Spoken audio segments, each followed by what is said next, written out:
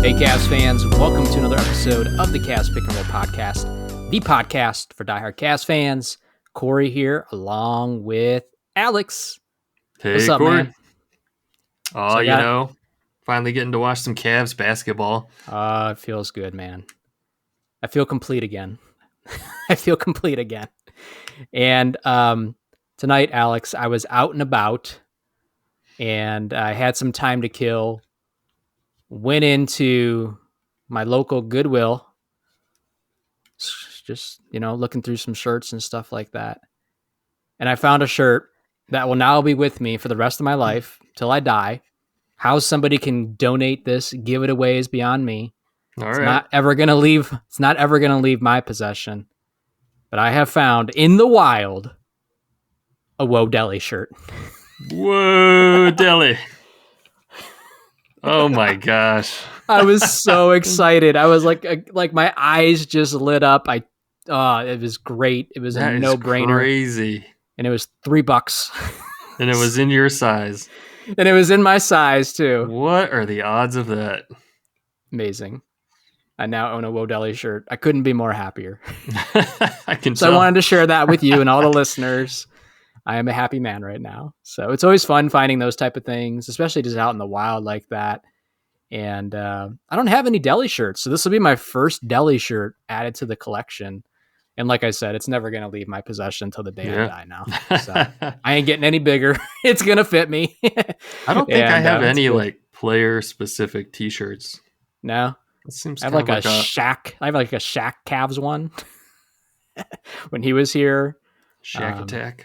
Yeah, Shaq Attack. And yeah, so pretty cool find. I did add one more find to the collection since last time I recorded too.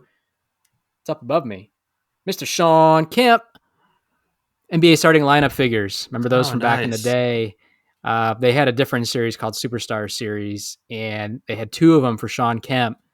And I was just scrolling through eBay, been wanting to add a Shawn Kemp figure to the collection for a while. I like throwing them up behind us when we're recording. And I finally found one and just came in. Just you today, said there's actually. Two of them and you have one of them? Yeah, there's two of them in this Superstar Series. And then in the regular NBA starting lineup series, there's one too, where he's in a Cavs uniform. At least he has a couple where he's in the Sonics uniform as well. But if you grew up in the 80s, 90s, you may remember NBA starting lineups. Pretty cool. They were in the Home Alone movie. Remember Kevin shoots him down, with the gun and all that stuff. And they had them for baseball, basketball, hockey, football. They were awesome. And I still love to grab them every once in a while when I see them at a cheap price. And I saw Kemp waiting there for me and I said, all right. And he actually just got delivered today. So good timing considering we're recording. That's pretty cool. Two good finds today. Got a Deli shirt and a Shawn Kemp action figure. Yeah, man. That's awesome. Yeah, good stuff. I saw you post something about it being the 40th anniversary of the release of the Nintendo NES. Yeah, the original NES. And you had console. a post with a bunch of NBA basketball games. I did. This was on another channel. Sweet. This was on another channel that I manage. I wasn't going to plug, but I guess I'll plug. Yeah. Well, I had it. And it was basketball. I saw it and it was basketball related. And I remember seeing one of the games was Double Dribble. And I was like, man, I used to play Double Dribble so much. Oh, yeah. Say it. You always just say the Double Ribble. Love it. So I run dunk animations. I run another channel, and it's all about basketball video games, at B-Ball Video Games on Twitter, Facebook, YouTube channel, all that good stuff. And I post basketball video game related stuff. And I was like, one day I was like, I should start posting some Cavs stuff on this channel. And that's why I posted the stuff that I posted so far. Recently, the most recent post was a sweet Kevin Johnson to Shawn Kemp alley-oop. Go check that out. But yeah, the NES console, Alex, that's what started my journey into gaming way back when. And just had a birthday, turned 38. We're starting to get old. We're starting to get up there. And believe it or not, there was seven or eight basketball games for that console. Most people only remember Double Dribble. Yeah, I was surprised to see how many there were. I've gotten other reactions like that too. Like I have arch no idea. rivals, Magic Yep. Johnson's basketball, double dribble, Harlem of course. Globetrotters. Yeah, Globetrotters. Harlem Globetrotters. Right. Right. And if you think about the timing of that, and maybe that'll be one of the next type of Cavs video game clips that I post, the timing of those was late 80s, early 90s. So from a Cavs standpoint, Tecmo basketball is still really fun. And in that game, you have Mark Price, you have Craig Elo, you have Brad Doherty, you have Larry Nance.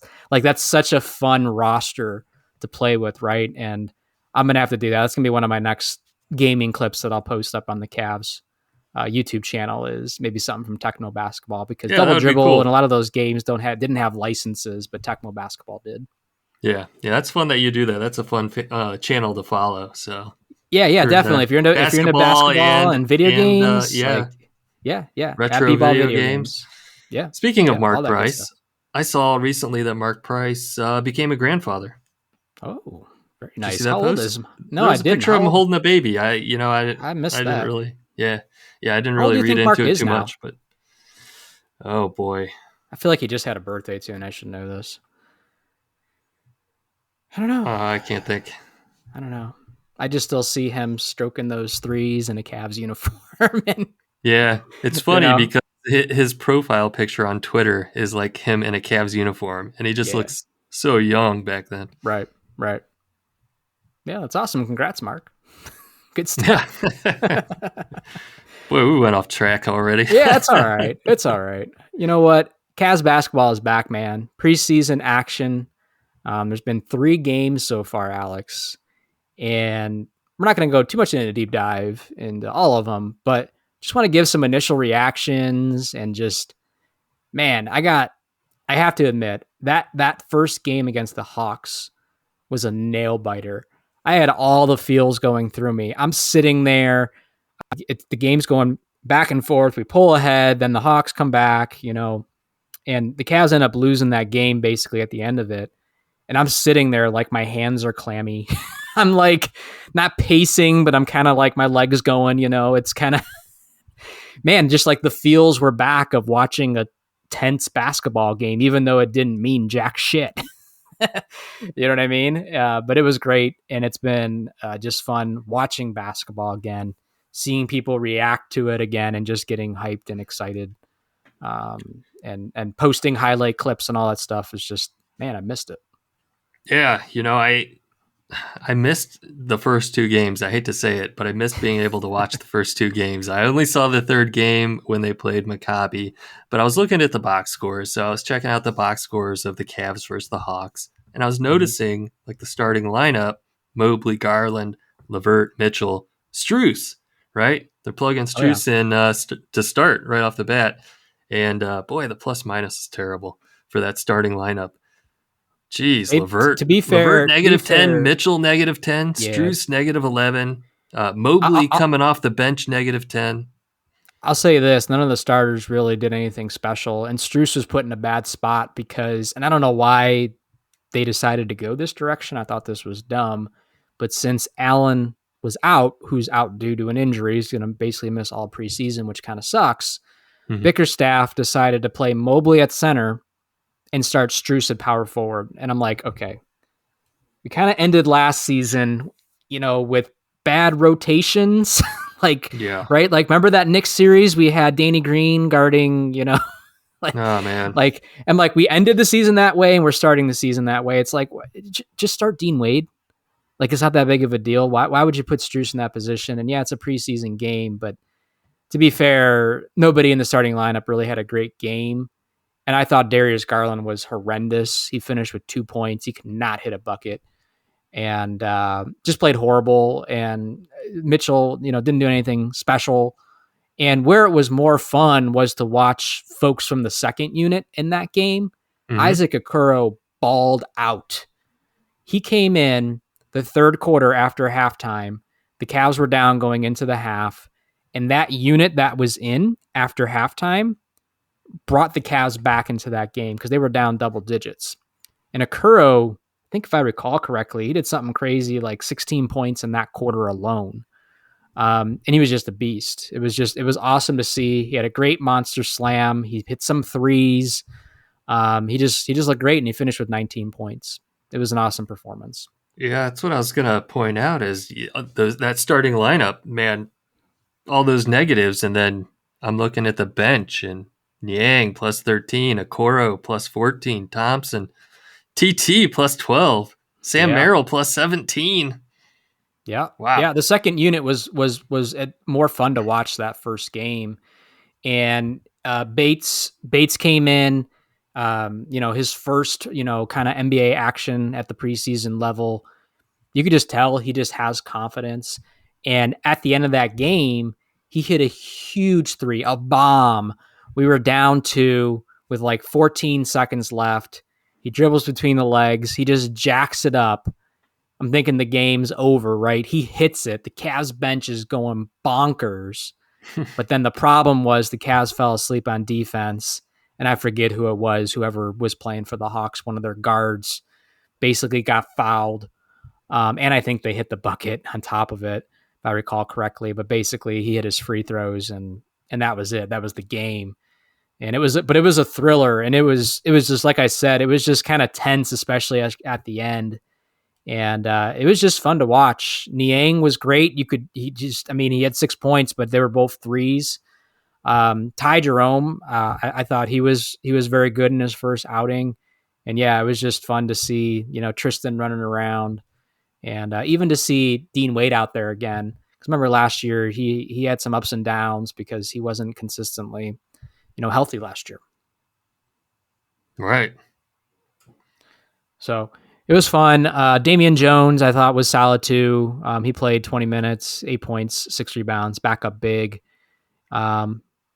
Yeah, I think. Go ahead. That's too bad.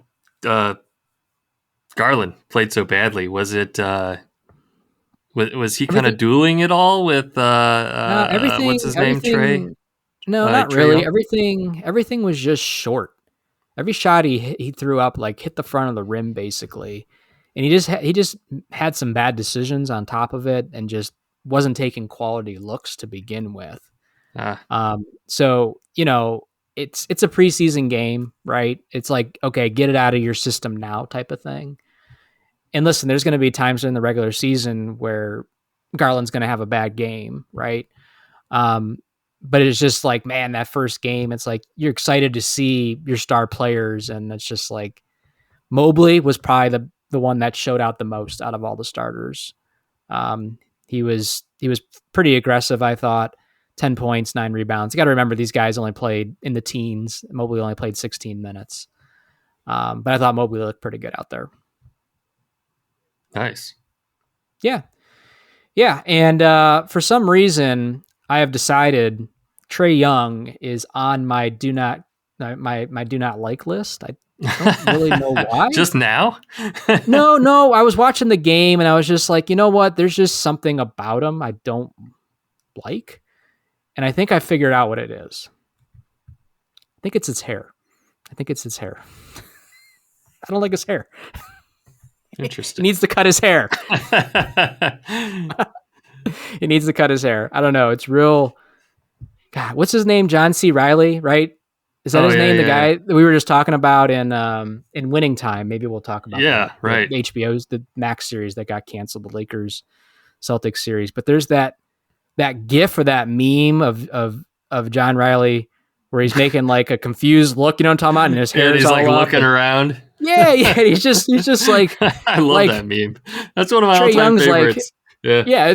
You can use it with so many different things, right? And like, I'm watching Trae Young and he's like, they zoom in on him at some point and he's all sweaty and his hair's starting to just like, what the fuck is that? I do not. Nope. Can't do it on the list. It's all it takes, Alex. It's all it takes these days. Plus, I don't want to see him ever get the better of our guards, and he did that game, unfortunately. So he outplayed Garland, so that's another reason too. But the real reason is the hair. He was drafted the same year as Garland, right? He was. Yeah. He was. And there's probably a lot of folks out there nationally that would still pick Trae Young over Darius Garland to this day, to be honest with you. So there's that competition there as well. That rookie of the year battle. Yep. So the next game, Alex, was against the Orlando Magic. Let me say, man, they are a freaking young team. Um, man, they have the potential to be pretty solid though in a couple years as some of these guys actually pan out. Um, but speaking of Garland, I will say this: Garland did redeem himself. Garland got very hot. He did something crazy too. Like first quarter, he scored 17 points or something like that. Only finished with 19, but he was red hot from the get go against the Magic, which was nice to see. Yeah, I see. It looks like he only played 17 minutes, so they must have only played him, but a little more than the first quarter. Yeah, I thought it was interesting. They played Garland for 17, but Mitchell almost got 30 minutes out there. You know what I mean? So Mm-hmm. that was kind of strange, but Garland Looks like looked much better out there that game. Yeah, it looks like Mitchell was cold this game though. One Yeah, yeah, three for 14. yeah, he just I don't know, never really got anything going. And again, it's preseason, so it's not, like a concern or anything like that. But what caught my eye was Okoro. So Okoro had that awesome game.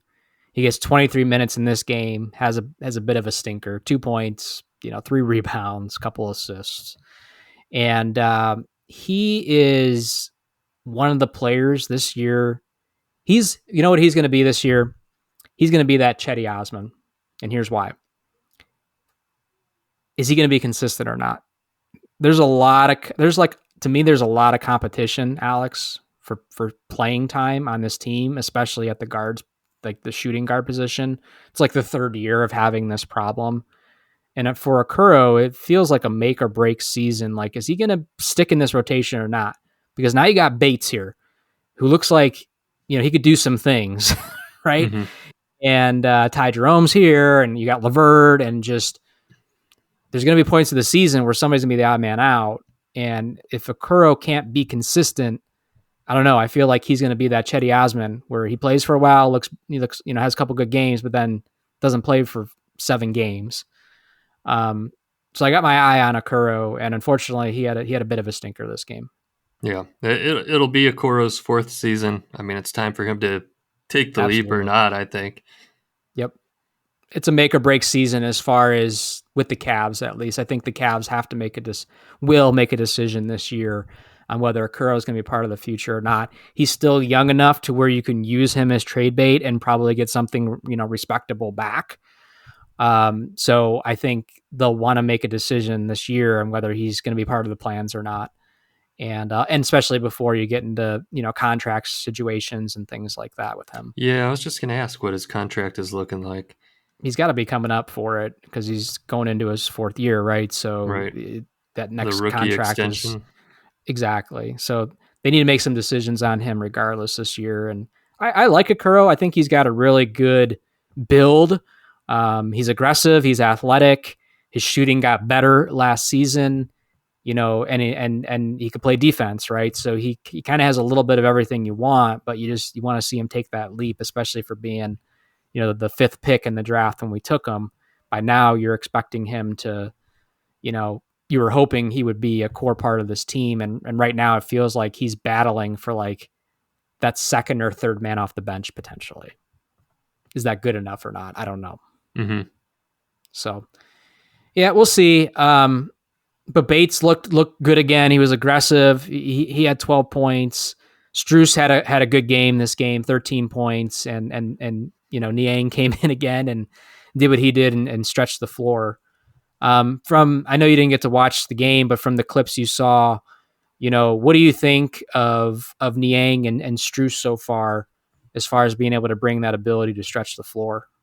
I think it's exciting. I think, yeah, it's exactly what we needed. I like what I've seen so far. It's only preseason. It's super early, but just seeing what they've been able to do and how they've been creating space, I mean, it's exactly what we needed. It's only going to get better as the season goes on, and that's kind of what I'm just hoping to see more of is those guys get playing time and be a solid part of our rotation.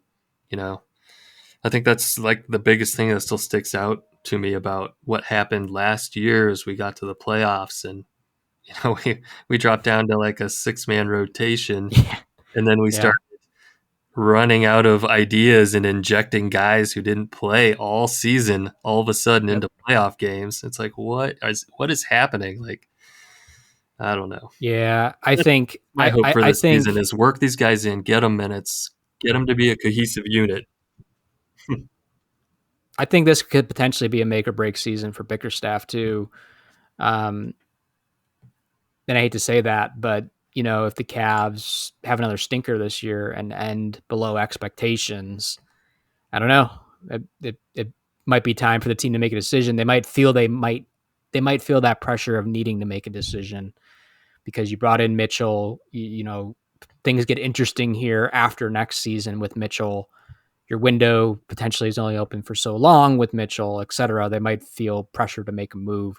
We're getting way ahead of ourselves, but we're just talking about rotations and going back to last year. They weren't that great, especially when we needed them to be solid in that Knicks series, and they weren't.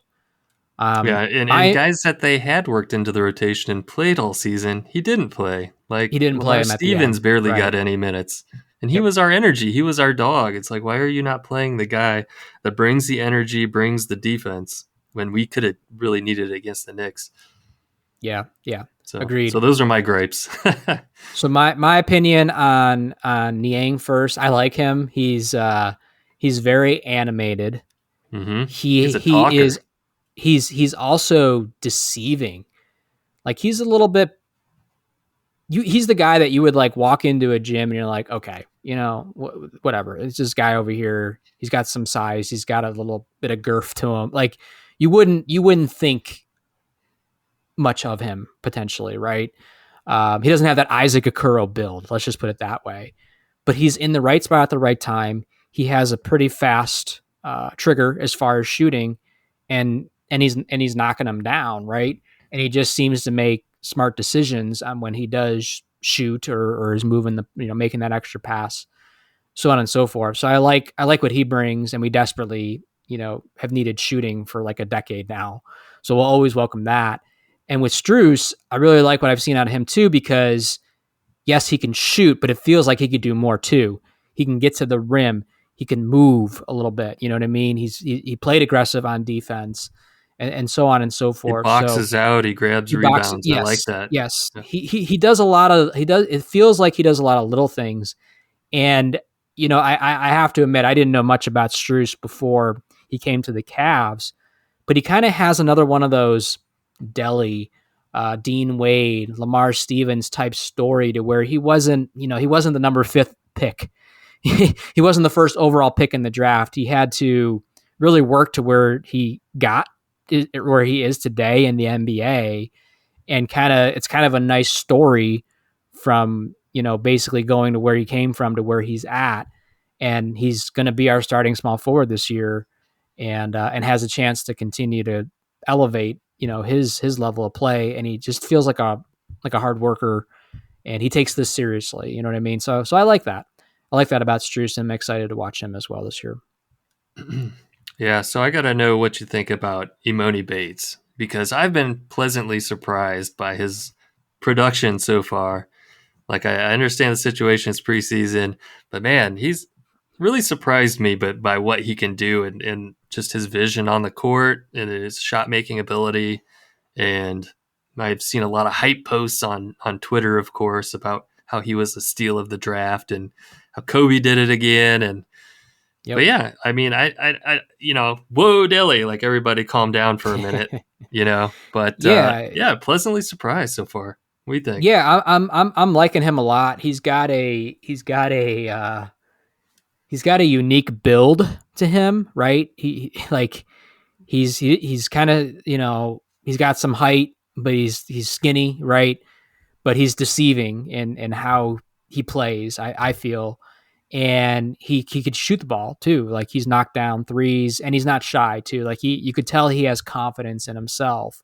Like he has that green light whenever he's out there, and it feels like he should be making it tough for JB not to give him minutes once the season starts. I won't be shocked when he doesn't get minutes Yeah. right away when the season starts, because again, you have guys like LeVert, you have guys like Okoro, You need a backup point guard. Ty Jerome's going to get those minutes without Rubio here, etc. So I think people are going to clamor for Bates early in the season and be upset when we potentially don't get him early in the season. But I'm hoping I'm wrong. I'm hoping Bickerstaff finds a way to give him 10 minutes a night or so, because he's a bucket. I mean, he's a bucket, Mm-hmm. right? And that does nothing but help us. And I know Mitchell thinks highly of him, and it'd be fun watching him run around out there with someone like a Garland or a Mitchell. And I think he'd be able to play very well off of them. Yeah, I agree. I'll be surprised if he gets very many minutes. I can see him playing for the Charge most of the time, but yeah, like you said, it's if he's playing for a bench spot, like our bench is stacked. I don't think people realize just how much we upgraded. Like I saw a tweet that caught my eye, and I saved it here. It was from the Cavs Jack at the Cavs Jack, but he said, going from Jetty Osman, Lamar Stevens, Danny Green, Robin Lopez, Raul Neto, Dylan Windler, Mamadi Diakite, to Max Strus, Strus Niang, Ty Jerome, Damian Jones, Imani Bates, and Craig Porter Jr. will never be talked about enough, even when it pays dividends. Good job, Kobe. It's like, man, he's right. We upgraded like every single spot on that bench. We did. I had, to be honest with you, and it's really because the starters didn't give me much to get excited about, but I had more fun watching the second units than I did the starting lineup, because I wanted to see the Bates. I wanted to see the Craig Porter Jr.'s and the Niangs and, so on and so forth. And I agree. I feel, we're not only 7 deep, we're 10, 11 deep right now. But at the same time, like Craig Porter Jr. is another one of those guys where like, I really don't anticipate him getting minutes, just unless there's some sort of injury. Right. But it's nice to know that you have those guys on reserve, and Porter Jr. looks like another nice player that can potentially develop into something, but it just might be a while before some of these guys actually get an opportunity to prove that. But Niang and Strus and Bates, those all feel like upgrades over, a lot of those folks that you just listed off on that list for sure. And Ty Jerome too. I want to talk about Ty Jerome. I like him a lot. He has good height for a point guard, and he just, AC Austin Carr said this a bunch of times, he's not the fastest, but he just makes good decisions, and he's crafty. He's not Rubio-esque, but it reminds me of Rubio being out there, because again, he has that little bit of being, just deceiving. All of a sudden, he just takes off and he just boop, gets the layup and an and one, or makes the right pass, or so on and so forth. So I'm really hoping Rubio comes back at some point this season, but I also feel very comfortable with Ty Jerome running the backup point guard at the start of this season. Where I have beef is with Karis LeVert making the comment that he thinks he could play backup point guard. LeVert, stay in your lane. Yeah. Why? So what are you doing? Stay in your lane, man. You're going to come off the bench, shooting guard. You're a bucket. That's what we need from you. We don't need you running backup point guard. Like, that's disrespectful to Ty Jerome. Like, that's even crazy. He even said that. Mm-hmm. Yeah. What do you think? What was your thoughts of? And I like LeVert a lot. Don't get me wrong. Yeah, I like LeVert. I like. He LeVert too. He does take some bad shots. Oh, horrible shots. It's like, make the extra pass, man. Just make the extra pass sometimes. It's not one too many dribbles. It's about 3 or 4 too many dribbles sometimes. Sometimes. It gets him in trouble, and then he comes back and nails, a 30-footer or some crazy fadeaway shot, and you're like, Jesus Christ. What do you think about TT? Seeing TT running around out there? The only game that I saw was against that Ra'ana team. Sorry, I don't know what team it was. The international team, right? And the clip that I remember most was Thompson going for that putback and getting completely rejected by Mari Daikite. Did you see that? I did see that. It was brutal. And How and cool all was I that? could think was, oh man, Daikide just made Thompson look so washed in that moment. It was fun. That's It was fun seeing Diakite out there. I didn't realize he was on that team until I turn on the game basically and I see him out there. And he looked like he was having a good time, and he was he joking yeah, he with a was lot of the Cavs he was bench. chirping a lot. Like you could Yeah, see Daikide running his mouth the whole time. You know it was what? funny. Good for him. Good for him. Yeah, He was yeah, playing nothing wrong with really that. well. He was playing out of his shoes that game. Yeah, you could tell he wanted to show out. And Yeah. this game, none of the starters played, so it gave other guys, opportunities to get some minutes here. Damian Jones plays 30 minutes. LeVert played 31. Ty Jerome plays 28. And this was a nice game because if you look at the box score, 1, 2, 3, 4, 5, 6, 7 players in double digits. Now, granted, they went up against a non-NBA team, but that's what you want to see. Like, it was nice seeing Dean Wade running around out there, hitting buckets, grabbing, 13 points, 8 rebounds, plus 27. Like, that's great. I want to see this be a bounce back season for Dean Wade.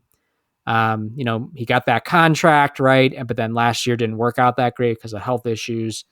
And I feel like Dean Wade will also be fighting for minutes, but at the same time, more times or not, when he does get playing time, he's usually playing well.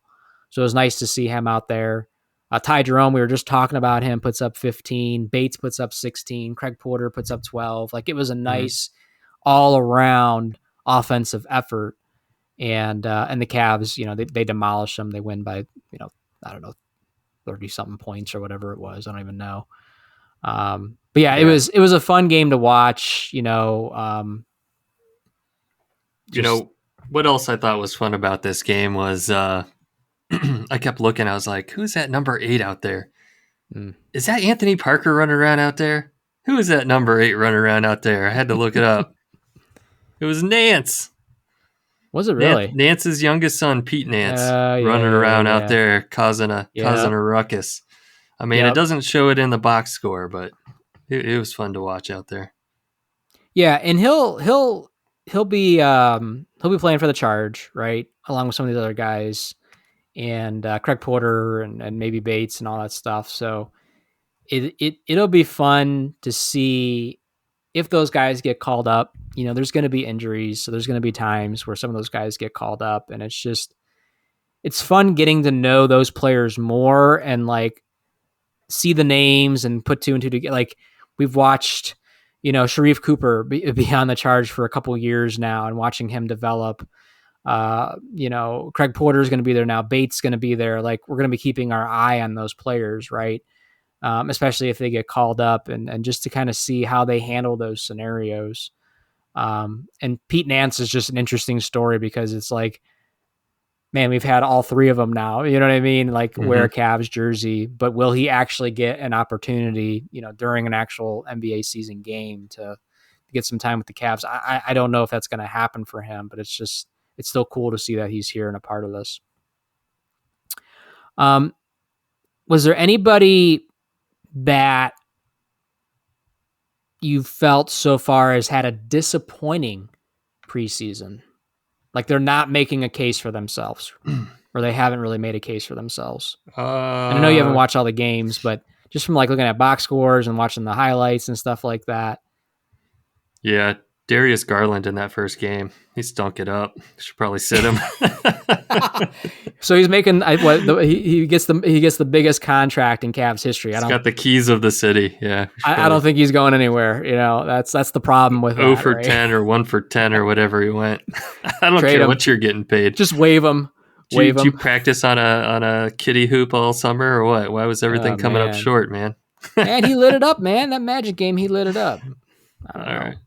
I'll be interested to see if any of the starters play in the last game against Indiana. Anybody disappointing? I don't think so. I mean, I have somebody.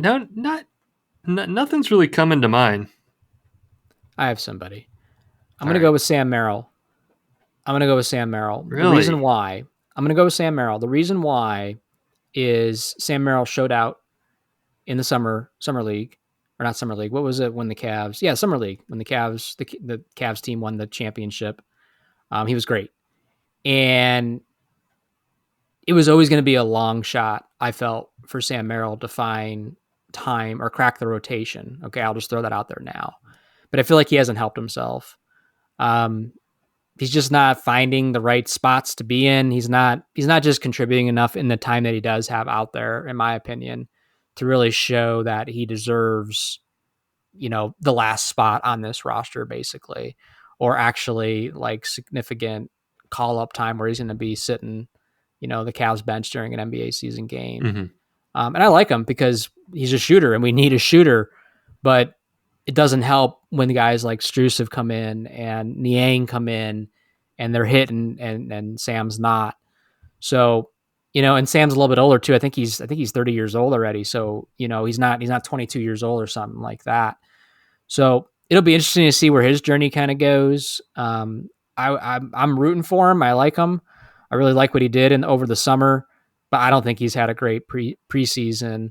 And as a result, I don't think we're going to see very much of him in a Cavs uniform this year. But it's still very early, and you never know. But there's just so much competition. He's just so far down the line. Like, yeah, I'd agree with you. Oh yeah, absolutely. He's all 3 preseason games so far. He's had a rough go at shooting his. He hasn't been able to. He's supposed to be a 3-point specialist, and he just hasn't been making shots. So like you said, he's not helping. He's jacking himself. him up. Yeah. He's jacking him up. That last game, he jacked up 5 of them. He only hit 1. You know what I mean? And he played 14 minutes that game.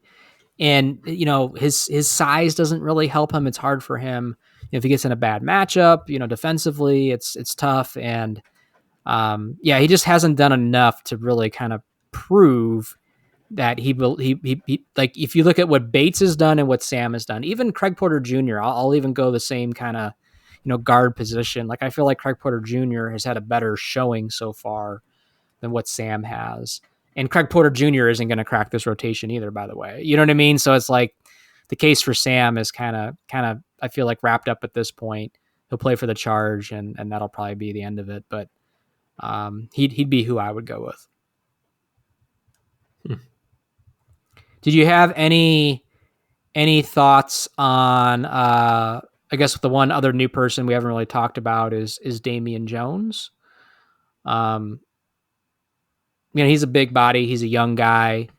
Played for the Warriors last couple seasons. Like, is he just a body, do you think, or do you see any potential there? I don't know. It's pretty early to tell. It's tough, especially with them bringing in TT to play backup center also. I just don't see Jones getting very many minutes. Like you said, he is a big body, though. He's big. He is. He's young. He's strong. He's kind of the exact opposite of what you have with Jared Allen and Mobley.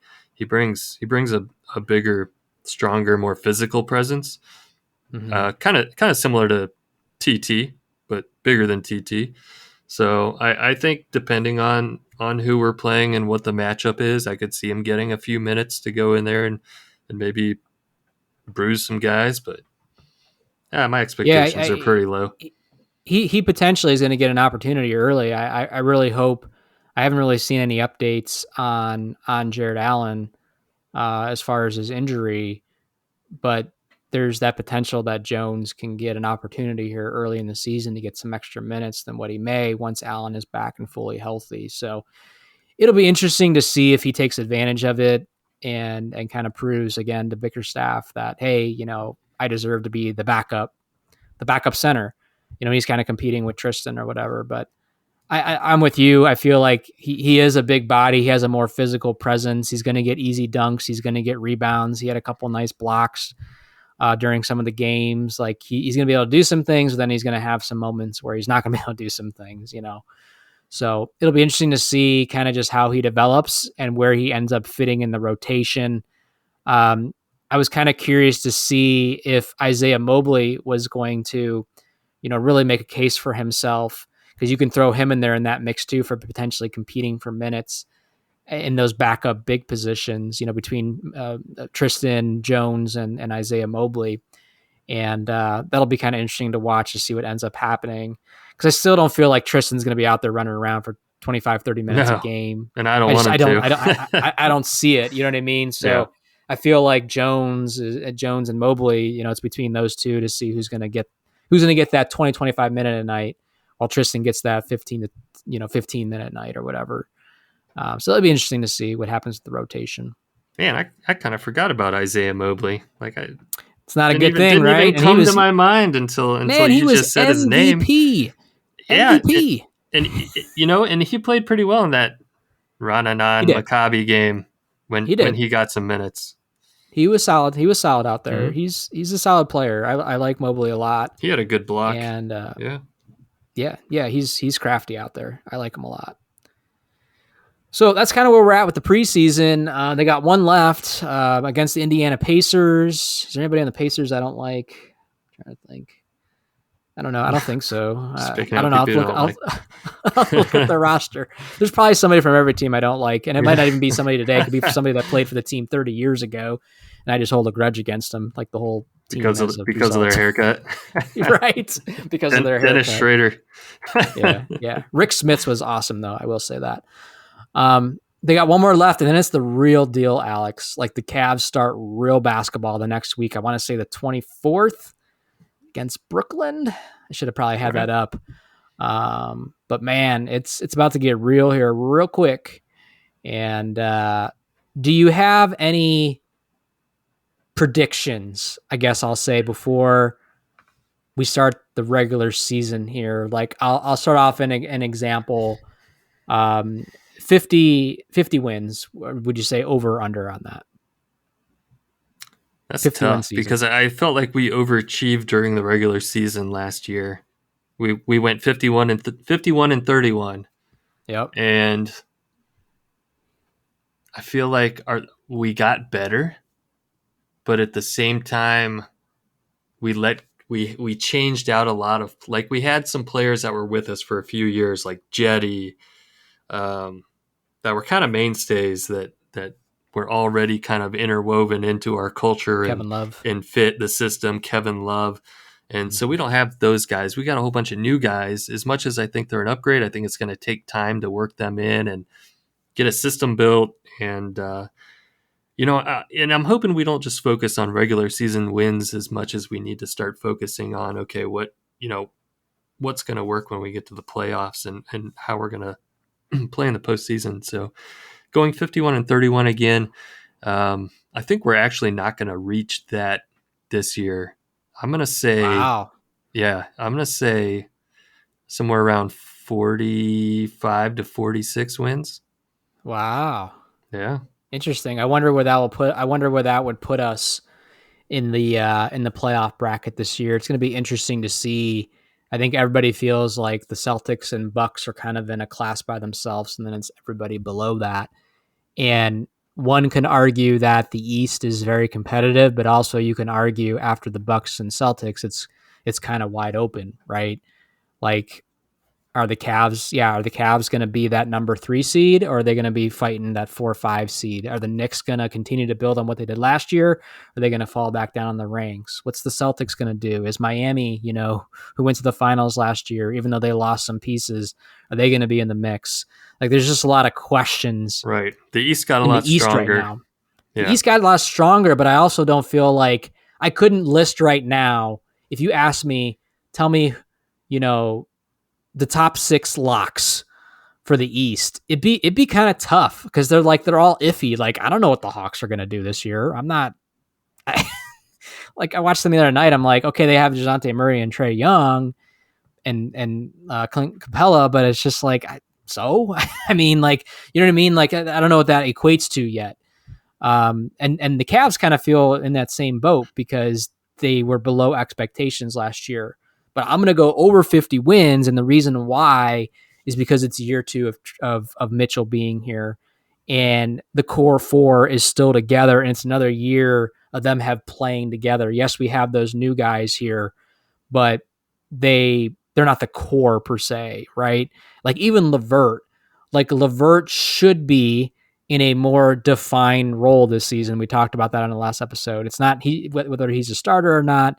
Like, hopefully Strus works out. There's not injuries. LeVert's that sixth man off the bench, and he's another year end. So that core four plus LeVert, if Rubio comes back, that's another year of those guys playing together and gelling together. And I'm hoping that's going to carry us forward and get us over those 50 wins and get us in that third seed, second seed conversation in the East. I hope so. I love the optimism. Yeah. No, hey, I'm just glad we both didn't say yeah. Now, stupid, kind of a stupid question here, but is the season just a couple games longer? Is it still an 82 game season because of the in-season tournament they added? I thought I heard that if the championship teams will actually end up playing the championship game potentially plays an extra game or two. I don't remember exactly what it was. It's not like it's an extra 5 games or something like that. And I can't wait to rip that whole thing apart when we get to that part of the season, because it's still just bonkers to me on why we're doing that. But it is an extra game or two if they make it to the championship. But remember, they're getting that extra payday too if they win it. But yeah, it'll be interesting. I was already getting emails and texts and phone calls about the Cavs selling in-season tournament ticket packages. Oh, like boy. just for those specific games. That's funny. That's interesting. Yeah. Like, already promoting that. Like, the NBA, like, they're kind of all in on this, right? And if teams like are already promoting that, that's still a little bit of ways yet, and like there really doesn't mean anything from a fan perspective, that kind of tells you the NBA is pushing on their teams to kind of push that from a marketing standpoint. We'll see. Yeah. The Cavs did make one transaction, Alex. They picked up the 4th-year option on Evan Mobley. Kind of a no-brainer decision. Would you agree? Oh yeah, absolutely. Yeah, they're working on locking him up. His money becomes guaranteed now for 2024, 2025, which is $11 million. He'll become a restricted free agent at the end of 25 if we don't have a new deal before then. So the Cavs are doing the right thing there. They're positioning themselves to be able to lock up Mobley, extend him to a long-term contract, and he should be here for the foreseeable future. Unless, Alex, you said it before we started recording, there is always that one thing he could do, which is, I'll let you say it. He's going to demand a trade. Wants to go to New York where the lights are bright, right? He wants to play with LeBron. Yeah. Oh man, he wants to be traded with Mitchell to New York. To New York, yes. And speaking of New York, Alex, I sent you a video before we started recording. Yeah. And I don't know how often teams do this. You say the Cavs do this somewhat frequently. I don't know if they do or not. Yeah. But they had some sort of event for New York recently where they brought back former players, right? And, it wasn't all A-list players, right? But it was interesting to see what some of these players look like nowadays, right? Because you have this vision of what they were in your mind when they played and in their prime, right? But after basketball reality hits, some of these guys, stay in shape. Some of these guys don't. But it was kind of interesting to watch who they selected to be there, what some of them looked like. And Alex, you want to kind of walk us through this and give some of your initial reactions before I give mine. Oh man, I wasn't expecting you to tell me to walk through it. Oh yeah, now I got to find who it was again. Yeah, so there's like a video of the Knicks, and they're, like you said, celebrating some past players, and out comes Nate Robinson, out comes Raymond Felton, out comes Meta World Peace, Steve Novak, Latrell Sprewell. Like it just seemed like the most random collection of past New York players, and it's kind of cool seeing them again. But man, Father Time. It's not what you remember, right? Father Time caught up with some of these dudes, right? Yeah. Some of them don't look that great. And I thought it'd be fun, like 10 years from now, let's just say 10 years from now. Let's say the Cavs did something like this. Who would be some of the random players, like not the LeBrons, not the ACs, just like, because again, they weren't walking out Patrick Ewing and Willis Reed and No, you know what I but mean? I still feel like it was like probably fan favorite players at the time. I mean, Maybe Latrell Ray Sprewell, Felton, like he was popular at the time, Steve Novak. I mean, weren't they? It's not like I was ever a New York fan, so I don't know what the fan favorites yeah. were, but I remember them playing for New York. Like I remember those guys. Well, as we wrap up this episode, give me your list of random Cavs players you want to see the Cavs come out to the arena for all of us to cheer for That 10 I years from think now. people would probably remember and know. Yes. But weren't like all-stars. Sure. If we're putting conditions on it, maybe maybe Wally Zerbiak. There you go. He could be the Steve Novak. I like that one. Okay. Anton Jameson. Anton Jameson. He could be Latrell. I guess, right? All right. He was solid. He was a scorer. Yeah. All right. We got 2 down. What about Earl Boykins? Nate Robinson, Earl Boykins? Earl Boykins, yeah. Earl Boykins. Or Kay Felder. I'll let you choose that one. Kay Felder's a little too recent, I think. I'm going just the height thing. That's okay. All right. I see what you're doing. Stick with me here. All right. How about Meta World Peace? Who would be that Meta World Peace we'd want to bring out? Who was a dick that played for the Cavs? Think they'll ever bring Boozer out? Oh, there you go. Hey. We'll just go with Boozer for that one, I guess. Manny Harris. Manny Harris. I liked Manny Harris. Ron Harper. Ron Harper. I like Ron Harper. That'd be a good one. He would get respectable claps. Not like, what are you doing here? He'd be like, we never should have let you go. That's what the fan reaction would be for Ron Harper. Yeah. And I guess the last one is Ray Felton. Are we just going with Fat Kemp, even though he's not fat these days? But is that where we're going? Because Felton looked the worst out of all of them right now. I don't know what past Cavs player has blown up. I don't know. I can only guess names of people that I think might have. Who do you wish to be fat 10 years from now? Ooh. Oh man. Anthony Bennett. There you go. Raul Neto. No, I don't. That's actually perfect. That's actually perfect. Wesley Person. Man, I like Wesley too. I do too. He was good. Well, Alex, I think we should wrap this one up. All right, man. What do you think? We good? Let's wrap it. All right. Excited for real Cavs basketball right around the season. And want to thank you, as always, Cavs fans, for tuning in and listening. And Alex, can you let them know where they can follow us and connect with us? Follow us on Twitter at Cavs Pick and Roll. Shoot us an email, cavspickandroll@gmail.com. Follow us on Facebook, Instagram, Tumblr. Watch this on this video cast on YouTube. Wherever you're listening, click like, click subscribe, leave us a rating or a review. We'd appreciate it. All right, Cavs fans, there it is. We will talk to you again soon. Peace out, Cavs fans. Go Cavs.